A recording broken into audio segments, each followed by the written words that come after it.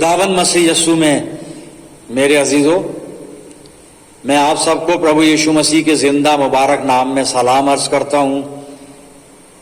आज की इस आत्मिक संगति में आपका स्वागत करता हूं। परमेश्वर का धन्यवाद करते हैं इस मुबारक संगति के लिए और इस जीवन के लिए, इस समय के लिए जो उसने हमें प्रदान किया।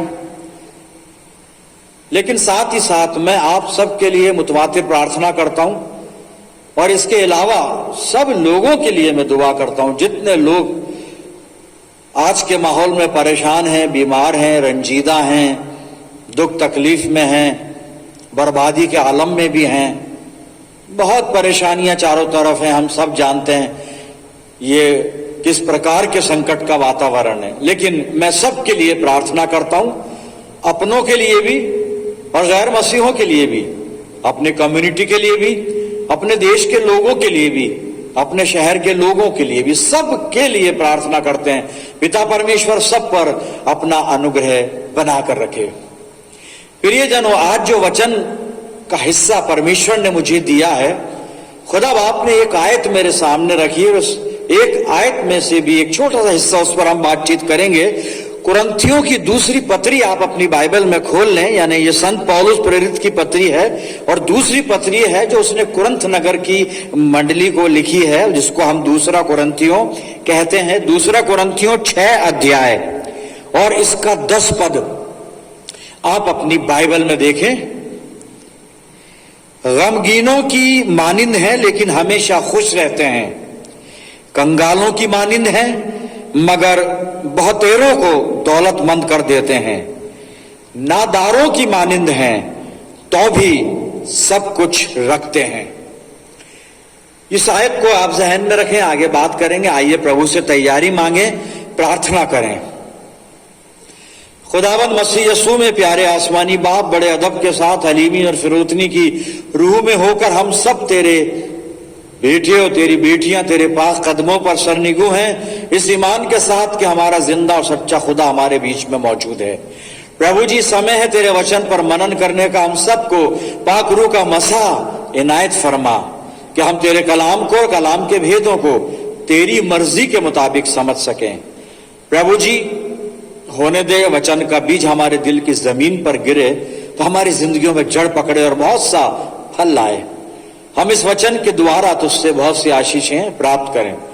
प्रभु जी, प्रार्थना करते हैं हमारे चारों तरफ पाक फरिश्तों की सेना का बाड़ा बांधना कि शैतान की कोई भी युक्ति और कोई भी शक्ति हमें तेरी संगति से अलग ना करने पाए। प्रभु जी, अपनी जिंदगियों को हर तरह से तेरे पाक हाथों में सौंपते हैं और ये दुआ तेरे प्यारे पुत्र अपने नजात दहिंदा खुदावंद यीशु मसीह के जिंदा और मुबारक नाम के वसीले से मांगते हैं। सुन और कबूल कर ले, आमीन। एक बार फिर परमेश्वर का धन्यवाद करते हैं आज की अच्छी संगति, अच्छे समय के लिए। प्रियजनों, और जो आपके सामने मैंने पद पढ़ा था, दूसरा कुरंथियों 6 अध्याय और 10 पद पौलुस कलीसिया को लिख रहा है। 10 पद पर फोकस कर लें। वो अपने बारे में बता रहा है, खुद के बारे में भी और अपने साथियों के बारे में भी, और 3 बातें उसने वहां पर बताई हैं। वो ये बताता है कि हम गमगीनों की तरह हैं, नजर आते हैं लेकिन हमेशा खुश रहते हैं। हम कंगालों की मानिंद हैं, यानी गरीबों की तरह हैं, लेकिन बहुतेरों को हम मालदार कर देते हैं, बहुतेरों को दौलतमंद कर देते हैं। और तीसरी बात में बताता कि नादारों की मानिंद है, यानी हम कुछ भी नहीं है, कुछ भी नहीं है तो भी सब कुछ रखते हैं। हमारे पास कुछ नहीं है तो भी हम सब कुछ रखते हैं। इस आयत के 3 हिस्से हैं और मैं इसके दूसरे हिस्से पर आज बातचीत करना चाहता हूं। प्रियजनों, दूसरे हिस्से को मैं रिपीट करूंगा और आप अपनी बाइबल में इसको देखिएगा। दूसरा कुरंथियों 6 अध्याय 10 पद का बी पोर्शन, दूसरा भाग, जहां पर पौलुस कहता है कंगालों की मानिंद है मगर बहुतेरों को दौलतमंद कर देते हैं। पौलुस कह रहा है कि हम कंगालों की मानिंद हैं, गरीबों की तरह, निर्धनों की तरह हम हैं, लेकिन हम बहुत लोगों को दौलतमंद कर देते हैं, बहुतेरों को हम दौलतमंद कर देते हैं। इंग्लिश वर्जन में देखें, बड़ा खूबसूरत है, छोटा सा लिखा हुआ है, एज पुअर यानी हम कंगालों की तरह हैं, as poor yet making many rich, yet poor, as poor yet making many rich, as poor yet making many rich. हम कंगालों की तरह हैं लेकिन बहुतों को धनवान बना देते हैं। मैं इस आयत के हिस्से पर मनन कर रहा था कि पौलुस क्या कहना चाहता है कि हम कंगाल हैं लेकिन बहुतों को धनवान बना देते हैं। एक कंगाल किसी को क्या धनवान बना सकता है? और इस आयत को जब मैं बोल रहा हूं और बहुत लोग सुन रहे हैं तो बहुत लोग ये भी समझ रहे होंगे कि पौलुस ये बता रहा है कि भाई हम कंगाल तो हैं लेकिन बहुत से लोगों को हम धनवान बना देते हैं, शायद क्योंकि पौलुस एक मिशनरी था और मिशनरी शायद पैसा बांटते हैं, धन बांटते हैं वगैरह वगैरह, जो बहुत सारे विचार कई बार सामने आए हैं, सोचा गया है, समझा गया है। तो एक ऐसा भी कभी कभी महसूस हो सकता है सुनने वाले को कि पौलुस कह रहा है कि हम तो कंगाल हैं लेकिन बहुतों को धनवान बना देते हैं। शायद पौलुस धन बांटने की बात कर रहा है, पैसा बांटने की बात कर रहा है, लेकिन अजीजों ऐसी बात नहीं है। पौलुस पैसे की, धन की ये तो बात ही नहीं करता है। जब वो एज पुअर, अपने आप को एज पुअर बता रहा है और आगे कहता है येट, यानी तो भी हम मेकिंग मैनी रिच, बहुतों को हम धनवान बनाते हैं, उसका मतलब ये है कि हम हर तरह से गरीब नजर आते हैं लेकिन हम खुदावन मसीह यीशु के नाम के वसीले से बहुत से लोगों को दुआ देकर हम उनके दुख, दर्द, तकलीफ, परेशानी, उनकी मोहताजी, उनके रंज को हम दूर कर देते हैं। प्रभु यीशु मसीह का नाम हम उन तक पहुंचा देते हैं और यीशु मसीह के नाम की सामर्थ्य के द्वारा बहुत से लोग जो है वो धनवान बन जाते हैं। उनके दुख, तकलीफ, परेशानी, संकट, मुसीबत कुछ भी कह लें वो दूर हो जाता है। और आगे मैं एक इलस्ट्रेशन के द्वारा बाइबल का होगा आपको बता भी दूंगा कैसे धनवान बनाते हैं। लेकिन पौलुस की इस बात को, इस स्टेटमेंट को पहले थोड़ा सा गहराई से समझ लें। वो दो बात बता रहा है, हम कंगाल हैं लेकिन बहुतेरों को हम धनवान बना देते हैं, दौलतमंद कर देते हैं। अजीजों, एक गरीब जो है, कंगाल, वो बहुतेरों को, बहुत लोगों को कैसे दौलतमंद कर सकता है? और ये गरीबी और दौलतमंद क्या चीज है? ये पौलुस वाज पुअर इन सेक्युलर आई, या इन आई ऑफ सेक्युलर कह लें इसको। पौलुस संसारिक तौर पर अपने आप को कंगाल बता रहा है। संसारिक दृष्टिकोण से वो गरीब अपने आप को बता रहा, वो था भी। एक हवाला मैं आपके सामने पढ़ूंगा जहां उसने अपनी गरीबी का जिक्र किया है अजीजों, और वो हमको मिलता पहला कुरिन्थियों 4 अध्याय और 11 से 13 पर। सुनिए पौलुस कितना कंगाल था, कैसा कंगाल था, किस तरह से आई ऑफ सेक्युलर में गरीब था, पुअर था, यानी poor in I of secular वो था, सांसारिक दृष्टि से कैसे वो गरीब था। सुन लीजिए पहला कुरिन्थियों 4, 11 से 13। हम इस घड़ी तक भूखे, प्यासे और नंगे हैं और घूसे खाते हैं और मारे मारे फिरते हैं। गरीबी का आलम देखिए उसको। और अपने ही हाथों से काम करके परिश्रम करते हैं। लोग हमें बुरा कहते हैं, हम आशीष देते हैं। वो सताते हैं, हम सहते हैं। वो बदनाम करते हैं, हम विनती करते हैं। हम आज तक जगत का कूड़ा और सब वस्तुओं की खुरचन के समान ठहरे हैं। ये है साहब पौलुस की गरीबी। लेकिन इसके बावजूद पौलुस कहता है कि हम इतना गरीब हैं लेकिन तब भी हम प्रभु यीशु मसीह का नाम लोगों तक पहुंचाते हैं, लोगों को प्रभु यीशु मसीह तक लेकर आते हैं। गरीब लोगों के पास जाकर उनके लिए दुआएं करते हैं ताकि खुदा उनको बरकतें अता फरमाए। बीमारों के लिए दुआएं करते हैं ताकि वो शिफा पाएं और इस तरह से वो दौलतमंद बन जाएं। अजीजों, एक आदमी है, फर्ज कीजिए, और उसके पास दोनों हाथ नहीं है और दोनों पैर नहीं है, और आप जाकर कहते हैं कि भाई ये 10 करोड़ रुपए आप ले लो, क्या आप खुश हो जाओगे? मैं नहीं सोचता वो कहेगा कि हाँ मैं खुश हो जाऊंगा। वो कहेगा कि मेरे तो हाथ पैर दे दो, मैं धनवान बन जाऊंगा, खुश हो जाऊंगा। उसको हाथ पैरों की ज्यादा जरूरत है मेरी समझ में। कोई बेवकूफ आदमी ही ये फैसला करेगा जी हाथ पैर मुझे नहीं चाहिए, करोड़ रुपया, वो करेगा क्या उन रुपयों का? क्या करेगा? दूसरे खाएंगे। आगे चल के बाइबल इसको अनफोल्ड कर देगी। लेकिन पौलुस इस तरह से अपनी बात रखता है कि हम कंगाल हैं लेकिन बहुतेरों को दौलतमंद हम कर देते हैं। प्रभु यीशु का नाम सुनाकर, हम लोगों के लिए दुआएं कर कर, उनको हम बीमारियों से शिफा देते हैं, उनको हम उनकी मुसीबतों से छुड़ाते हैं, उनके गमों से हम आजाद करते हैं। लेकिन मेरे अजीजों, बात वही है कि एक गरीब दूसरों को कैसे दौलतमंद करेगा। जी, मैंने आपको बताया कि पौलुस संसारिक दृष्टिकोण से गरीब था, सेक्युलर आई, इस पॉइंट ऑफ व्यू से वो गरीब था। लेकिन पौलुस जो था वो साहब, he was rich in spiritual I, रूहानी तरीके से, रूहानी दृष्टिकोण से वो इतना अमीर, इतना रिच था। एक हवाला मैं पढ़ देता हूं और पौलुस के लिए, और इस हवाले को मैं पहले भी कोट कर चुका हूं, लेकिन क्योंकि यहां पे रेलेवेंट है आज के सरमन से, इसलिए मैं इसको दोबारा पढ़ूंगा। ये कितना रिच पर्सन है, इतना रिच पर्सन कोई दिखा नहीं आज तक, हमारे को तो कम से कम मुझे तो नहीं दिखा। फिलिप्पियों 4 और 11 से 13 कि पौलुस was rich in spiritual I, how much, कितना धनी था वो। सुनिए, फिलिप्पियों 4, 11 से 13। ये नहीं कि मैं अपनी घटी के कारण ये कहता हूं, क्योंकि मैंने ये सीखा है कि जिस दशा में हूं उसी में संतोष करूं। मैं दीन होना भी जानता हूं और बढ़ना भी जानता हूं। हर एक बात और सब दशाओं में मैंने तृप्त होना, भूखा रहना, बढ़ना, घटना सीखा है। जो मुझे सामर्थ्य देता है उसमें मैं सब कुछ कर सकता हूं। अभी कुछ इतवार पहले मैंने अपने सरमन का कंक्लूडिंग पॉइंट यही आयत रखा था, लेकिन उसकी मैं अमीरी आपको बता रहा हूं। ये पॉइंट आज के सरमन से संबंध तो नहीं रखता, लेकिन उसकी अमीरी यह है कि वो अपनी अमीरी बता रहा है कि मैं हर हाल में अपने को एडजस्ट कर सकता हूं। साहब, ये सबसे बड़ी अमीरी है, सबसे बड़ी अमीरी है ये। जो आदमी हर जगह संतुष्ट रह ले वो दुनिया का सबसे धनवान व्यक्ति है। हर हाल में, हर परिस्थिति में जो संतुष्ट रह ले वो दुनिया का सबसे धनवान व्यक्ति है।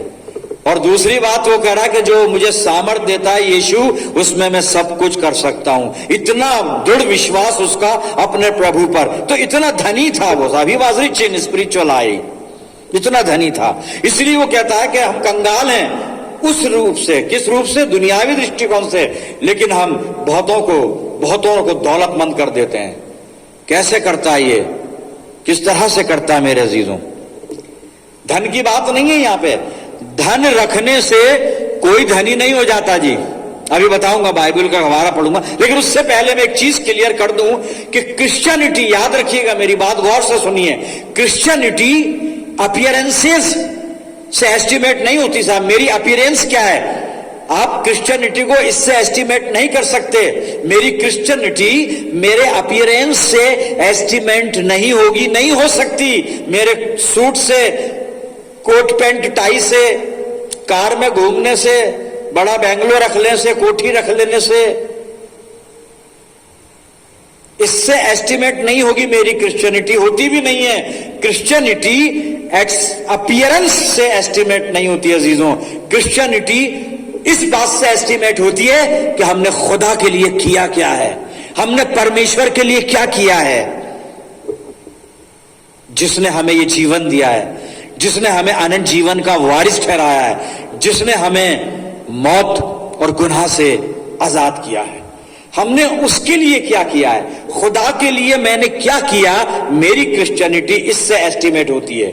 मेरी क्रिश्चियनिटी मेरी अपीयरेंस से एस्टिमेट नहीं होती, हमेशा ध्यान रखिएगा जी। मैं बात कर रहा था कि मनुष्य धन रखने से धनी नहीं होता, और इस आयत को मैं उर्दू की बाइबल में से पढ़ रहा हूं आपके सामने। नीति वचन 11 अध्याय 24 और 25 पद आप सुनिएगा यहां पे क्या लिखा है। आप अपनी बाइबल में देखें, आप समझ जाएंगे। ये वर्जन मुझको अच्छा लगा उर्दू वाला, इसलिए मैं पढ़ रहा हूं। उर्दू में इमसाल कहते हैं इस पुस्तक को, और इसका 11 अध्याय और 24 और 25 पद। नीति वचन 11, 24, 25 पद सुनिए। कोई तो बिथराता है यानी बखेरता है तो भी तरक्की करता है, और कोई वाजिबी खर्च से दरेक करता है, कंजूस यानी, पर तो भी वो कंगाल है। 25 पद में लिखा है, फैयाज दिल मोटा हो जाएगा, जिसका दिल बड़ा है मोटा हो जाएगा, और सैराब करने वाला खुद भी सैराब होगा। हिंदी में है कि जो औरों की खेती सींचता है उसकी भी सींची जाएगी। यही है मेरे अजीजों, धनी होना इस बात का जामिन नहीं है कि उसके पास कितना धन है, लेकिन वो धनी मनुष्य औरों के लिए अपने धन का क्या प्रयोग करता है। मेरे अजीजों, पौलुस के पास जो धन था, प्रभु यीशु मसीह और प्रभु यीशु मसीह का नाम और प्रभु यीशु मसीह की सामर्थ्य थी, और इसी धन को उसने लोगों के बीच में बांटा है। उसने प्रभु यीशु मसीह के लिए कुर्बानी की है, सैक्रिफाइस किया है। किस लिए किया है? गरीब बन के, अपना सब कुछ लुटा के। और ये गरीबी की वजह क्या थी? अगर आप अर्ली चर्च को थोड़ा सा स्टडी करें, मैं रेफरेंस बोल रहा हूं, आप नोट कर लें, बाद में पढ़िएगा, पढ़ूंगा नहीं। प्रेरितों के काम 2 अध्याय 40 और 45 पद में अर्ली चर्च के बारे में लिखा है कि जो विश्वास लाए थे वो एक जगह रहते थे और उनकी सब चीजें साझे की थी। ऐसे साहब, ये है गरीबी। कोई अमीर हो ही नहीं सकता, जब साझा कर लिया तो फिर क्या है? साझे की थी। और आगे लिखा है, और वो अपना सामान बेच बेच कर, अपनी संपत्ति बेच बेच कर जिसकी जो जरूरत होती थी उसे बांट दिया करते थे। कौन होगा अमीर फिर ऐसे माहौल में, ऐसी प्रैक्टिस में? कंगाल ही थे वो, क्योंकि दूसरों को बांट रहे हैं। पौलुस उसी कंगालपने की बात कर रहा है, उसी गरीबी की बात कर रहा है, क्योंकि पौलुस भी उसी एक्सपीरियंस के साथ जी रहा है, पौलुस भी उसी गवाही के साथ जी रहा है और उसी माहौल में जी रहा है मेरे अजीजों, कि खुदावंद मसीह यीशु के लिए सब कुछ छोड़कर वो प्रभु की सेवा में लगा हुआ है और बहुतेरों को दौलतमंद बना रहा है। मेरे अजीजों, सवाल आ गया है हमारे सामने, हमने कितने लोगों को दौलतमंद बनाया? अजी, हम अपना पैसा तो दूसरे को बांटेंगे नहीं, ये तो हमसे हो ही नहीं सकता, ये तो हम कर ही नहीं सकते। थोड़ा बहुत कर देंगे, वो बात अलग, किसी गरीब की मदद कर दी, किसी गरीब बच्चे की शादी में थोड़ा बहुत पैसा लगा दिया, किसी गरीब बच्चे की पढ़ाई की फीस भर दी, ये तो थोड़ा बहुत ही है साहब। लेकिन यहां पर वो कह रहा है कि बहुतेरों को हम दौलतमंद बना देते हैं, दौलतमंद अमीर कर देते हैं। हमने कितनों को दौलतमंद बनाया? यानी हमने कितने लोगों को प्रभु यीशु मसीह का नाम सुनाकर, बताकर, यीशु मसीह के नाम से उनको दुआ देकर कितनों की जिंदगी को हमने बहाल किया है, कितनों की जिंदगी में हमने खुशी भरी है, कितनों की जिंदगी को हमने प्रभु की आशीषों से परिपूर्ण किया, दुआ करके प्रभु यीशु मसीह के नाम से। तो कैसे दौलतमंद बनाया जाता है गरीब को यीशु मसीह के नाम से? आइए वो देखते हैं, अब बाइबल में से देखते हैं उसको। मेरे साथ प्रेरितों के कार्य पुस्तक आप निकाल लें और साहब इसका 3रा अध्याय ये निकाल लीजिए। और यहां पर पसे मंजर ये है कि पतरस और यूहन्ना है और वो 3रे पहर मंदिर में, यरूशलेम के मंदिर में प्रार्थना करने जा रहे हैं। और वहां का दूसरा मंजर फिर ये लिखता है लिखने वाला कि लोग एक जन्म के लंगड़े को ला रहे थे और उसको लाकर मंदिर के द्वार पर बिठा दिया करते थे। उस द्वार का नाम भी यहां पे लिखा है जो सुंदर कहलाता है, खूबसूरत। मंदिर के दरवाजे का नाम है खूबसूरत। और इस जन्म के लंगड़े को मंदिर के इस दरवाजे पर, जिसका नाम था खूबसूरत, बिठा दिया करते थे और वहां बैठ जाया करता था और आने जाने वाले लोग उसको भीख में सिक्के डाला करते थे। और ये बरसों से वहां बैठा था, जन्म का लंगड़ा है। आगे चलें उससे पहले थोड़ा सा आसपास देख लेते हैं। आज भी चर्च हैं और चर्च में सुंदर द्वार हैं, क्योंकि बहुत से लोग चर्च के दरवाजे की तरफ सिर्फ इसलिए ही देखते हैं या इसलिए ही आते हैं कि कुछ मिल जाएगा, कुछ मिल जाएगा, कुछ मिल जाएगा। अब अनफोल्ड क्या करूं मैं उसको, अच्छी बात नहीं है, लेकिन हाँ कुछ मिल जाएगा। सुंदर दरवाजा, मसीह यीशु के पास नहीं आते, सुंदर दरवाजा, क्योंकि नाम ही सुंदर है। ये लंगड़ा, जन्म का लंगड़ा आई सुंदर दरवाजे पे बैठता है, बस काम हो रहा है इसका। लोग सिक्के डालते हैं, जमा करता है, शाम तक निकल लेता है, चला जाता है बस। लेकिन हुआ क्या कि वहां पर साहब पतरस और यूहन्ना जा रहे थे और जब वो जा रहे थे तो इसने उनको देखा। अब मैं पढ़ना शुरू करता हूं प्रेरितों के कार्य 3 अध्याय और पहले 3 आयत पढ़ रहा हूं। जब उसने पतरस और यूहन्ना को मंदिर में जाते देखा तो उनसे भीख मांगी। भीख मांगेगा वो, तो उसका काम ही है ये भीख मांगने का। वो भीख मांगकर ही खुश है और भीख मांगकर ही बड़े मुनाफे में है साहब, बड़े मुनाफे में। खैर आगे लिखा कि पतरस और यूहन्ना ने उसकी तरफ देखा, उससे कहा हमारी तरफ देख। उसने कहा भाई ये कह रहे मेरी तरफ देख, हमारी तरफ देख। लंगड़े ने सोचा मुझे बहुत कुछ मिल जाएगा, और वो इस उम्मीद में कि इनसे तो ज्यादा ही मिलेगा, बड़े अच्छे लोग हैं, इनसे तो ज्यादा ही मिलेगा, आज तो मुझे बैठना ही नहीं पड़ेगा, एक बार में काम हो जाएगा बस। और उसने उनकी तरफ देखा। अब जब उनकी तरफ देखा तो अब मैं 6 आयत से पढ़ूंगा 8 आयत तक कि गरीब दौलतमंद कैसे बनता है यीशु मसीह के नाम से। सुनिए साहब, ये है पौलुस इसके लिए कह रहा है कि हम कंगालों की मानंद हैं लेकिन बहुतेरों को दौलतमंद बना देते हैं। कैसे एक कंगाल किसी को दौलतमंद बनाता है यीशु मसीह के नाम से, आइए देखते हैं। यहां पे बाइबल गवाही दे रही इस बात की। प्रेरितों का काम 3 6 से 8। तब पतरस ने कहा चांदी और सोना तो मेरे पास है नहीं। लोग तो दौलतमंद इसी से बनते हैं, चांदी हो, सोना हो, या फिर करेंसी हो, या पैसा हो। चौथी तो चीज ही नहीं है साहब, क्योंकि वो तो सारी और जो चीजें हैं मटेरियल थिंग्स, वो तो चांदी सोने और पैसे से खरीदी जा सकती हैं। उसी से तो खरीदोगे आप, प्रॉपर्टी खरीदेंगे, लैंड खरीदेंगे, जो भी आप बिजनेस करेंगे तो आपके पास पैसा होना चाहिए, या सोने की ईंटें हो या चांदी की ईंटें हो। और उसने कहा देख भाई चांदी सोना मेरे पास नहीं है। आगे कहता है परंतु जो मेरे पास है, 6ठा पद चल रहा है, परंतु जो मेरे पास है वो तुझे देता हूं। चांदी सोना नहीं है, पैसे भी नहीं है, लेकिन जो मेरे पास है वो तुझे देता हूं। और क्या है इनके पास, आइए आगे देखते हैं। उसी 6ठे पद का आखिरी हिस्सा, यीशु मसीह नासरी के नाम से चल फिर, ये दे दिया साहब। इन कंगालों ने इस जन्म के लंगड़े को ये दे दिया। ये कंगाल नहीं है, अमीर है साहब, इन्होंने जो दिया है, इसलिए जन्म के लंगड़े की सारी तस्वीर बदल जाएगी। अभी बाइबल खुद बता देगी, आप देख कैसे कंगाल अमीर बनता है यीशु के नाम से। इन्होंने कहा पैसा नहीं, सोना नहीं, चांदी, लेकिन जो हमारे पास है वो हम तुझे देते हैं। यीशु मसीह नासरी के नाम से चल फिर, यीशु मसीह नासरी के नाम से चल फिर। 7वें पद में मिरेकल हुआ है, एक कंगाल दौलतमंद बन गया। आइए देखते हैं। और उसने उसका दाहिना हाथ पकड़ा, लंगड़े का दाहिना हाथ पकड़कर उसे उठाया, और तुरंत उसके पांव और टखनों में बल आ गया। पहली अमीरी, जन्म का लंगड़ा, पांव में टखने में बल आ गया साहब। जो डॉक्टर नहीं कर पाए, जो हॉस्पिटल नहीं कर पाए, जो बड़े बड़े चमत्कारी लोग नहीं कर पाए, यीशु मसीह के नाम से हुआ है। लंगड़े के पैर में बल आ गया। 8वें पद में वो उछलकर खड़ा हो गया। दूसरी अमीरी, लंगड़ा उछलकर खड़ा हो रहा है साहब। और आगे लिखा है और चलने फिरने लगा। ये तीसरी अमीरी, जन्म का लंगड़ा हिल नहीं सकता, लोग घसीट घसीट के ला ला के उठा के बिठाते थे इसको। अभी चल रहा है, फिर रहा है, और चलता और कूदता, और कूदने भी लगा।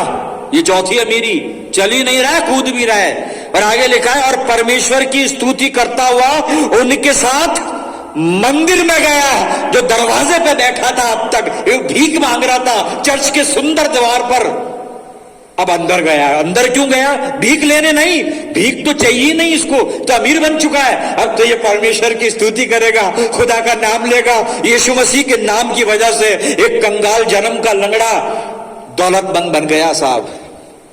पतरस ने इसको बना दिया। पौलुस वही बात वहां कह रहा है कि हम कंगालों की मानिंद हैं, बहुतेरों को दौलतमंद कर देते हैं। अजीजों, सवाल फिर आ गया, मैंने और आपने कितने लोगों को दौलतमंद बनाया है प्रभु यीशु मसीह के नाम से? कितने लोगों को दौलतमंद बनाया है? आपको कहीं बाहर जाकर जन्म के लंगड़े को नहीं ढूंढना है। बाहर जाकर अरे साहब आपके आसपास चर्च में ही मिल जाएंगे, मंडली में मिल जाएंगे, कलीसिया में मिल जाएंगे, जो सिर्फ आपको बड़े दिन पे नजर आते हैं नए कपड़े पहनकर, साल भर चर्च भी नहीं आते। ये वही कंगाल लोग हैं। ये सुंदर दरवाजे पर ही बैठे हुए, कभी अंदर आने का इनका हिया ही नहीं होता, कभी इनको लगता ही नहीं कि अंदर चला जाए। इन्हें अंदर ले आइए साहब, इनको प्रभु यीशु के पास ले आइए। ये दरवाजे तक ही आए बरसों से और वहीं से चले गए, लेकिन इनको अंदर लेकर आए। इन कंगालों को अमीर बना दें हम, ये हमें करना होगा मेरे अजीजों। पौलुस ही अकेला ये काम नहीं कर सकता। जब वो दावा कर रहा है कि कंगालों की मानिंद हैं और बहुतेरों को दौलतमंद कर देते हैं, और फिर इलस्ट्रेशन में साहब पतरस ने तो कह दिया, साहब चांदी सोना मेरे पास कुछ नहीं है, जो मेरे पास है तुझे देता हूं, यीशु मसीह नासरी के नाम से चल। फिर एक जन्म का लंगड़ा कंगाल भिखारी यीशु के नाम से दौलतमंद बन गया साहब। चलने लगा, फिरने लगा, कूदने लगा, उछलने लगा, परमेश्वर की हम्द करने लगा, मंदिर के अंदर आके प्रार्थना करने वाला बन गया। एक नया जन्म हो गया साहब इसका, ये दौलतमंद बन गया। मेरे अजीजों, परमेश्वर करे कि हम भी सेवा को आगे बढ़ाएं और प्रभु यीशु मसीह के लिए हम कंगाल बन जाएं। दुख उठाने पड़ेंगे, इसके लिए कुर्बानी करनी पड़ेगी साहब।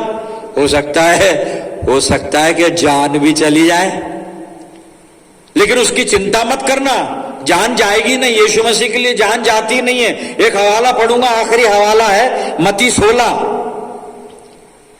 और 25 आयत, सुन लीजिए यीशु मसीह क्या कहता है। क्योंकि जो कोई अपना प्राण बचाना चाहे वो उसे खोएगा, और जो कोई मेरे लिए अपना प्राण खोएगा वो उसे पाएगा। अगर आप प्रभु यीशु के लिए कुर्बानी करेंगे, आपका कोई लॉस नहीं होगा, बल्कि आपको उसका 100 गुना वापस मिलेगा। ये प्रभु यीशु मसीह का कथन है जो पतरस से उसने कहा था। मेरे अजीजों, हम इस सेवा में लग जाएं। जो आत्मा में गरीब हैं, सांसारिक दृष्टिकोण की बात नहीं कर रहा हूं मैं, लेकिन जो रूहानी गरीब हैं उन्हें भी हम अमीर बना दें, प्रभु यीशु मसीह के पास ले आए मेरे अजीजों। लेकिन हमें पहले कंगाल बनना पड़ेगा। हमको पहले अपना अहंकार, अभिमान, घमंड ये छोड़ना पड़ेगा। हमें दीन बनना पड़ेगा, नम्र बनना पड़ेगा, प्रभु यीशु के लिए त्याग करना पड़ेगा। हमें अपनी चीजों को सबके साथ साझा करना पड़ेगा, तब जाकर हम कंगालों को अमीर बना सकेंगे। प्रियजनों, परमेश्वर हमें ऐसी तौफीक दे, ऐसी पवित्र आत्मा की अगुवाई दे कि हम बहुतों को प्रभु यीशु मसीह के लिए दौलतमंद बना दें, अर्थात प्रभु यीशु मसीह के पास उनको लेकर आ जाएं। प्रियजनों, आइए अपने आप को प्रभु के चरणों पर रखें और प्रार्थना करें। खुदावंद मसीह यीशु में प्यारे आसमानी बाप, धन्यवाद करते हैं जीवित वचन के लिए पिता, जो हमारा मार्गदर्शन करता है, हमसे बात करता है। आज जो कुछ भी कलाम ने हमें सिखाया, समझाया, होने दे प्रभु जी कि हम इस पर चलने वाले हों। और पिता परमेश्वर, हम पौलुस और पतरस की तरह हम भी प्रभु यीशु मसीह के लिए कंगाल बनकर, कंगालों की मानिंद होकर बहुतों को दौलतमंद बना सकें, अर्थात बहुतों को प्रभु यीशु मसीह के नाम के लिए जीत पाएं, बहुतों को प्रभु यीशु मसीह के निकट ला सकें, बहुतों को प्रभु यीशु मसीह के नाम से उनके दुखों से आजाद करा सकें। पिता परमेश्वर, प्रभु जी अपनी जिंदगियों को तेरे अधिकार में देते हैं। प्रार्थना करते हैं पिता, हमें इस महान सेवा के लिए प्रयोग में लाना। हम कुछ नहीं है, लेकिन जब तेरा अनुग्रह हम पे होगा तो हम पौलुस की तरह कह पाएंगे कि जो मुझे सामर्थ देता है, और हम फिर सब कुछ कर भी सकेंगे। प्रभु जी दयालु पिता, अपनी सामर्थ से हमें परिपूर्ण कर। प्रभु जी अपनी जिंदगियों को हर तरह से तेरे अधिकार में देते हैं। मैं प्रार्थना करता हूं जितने लोग दुआ में मेरे साथ जुड़े हुए हैं, इन सब अजीजों पर तेरी शफकत, रहमत, बरकत का साया हमेशा बना रहे।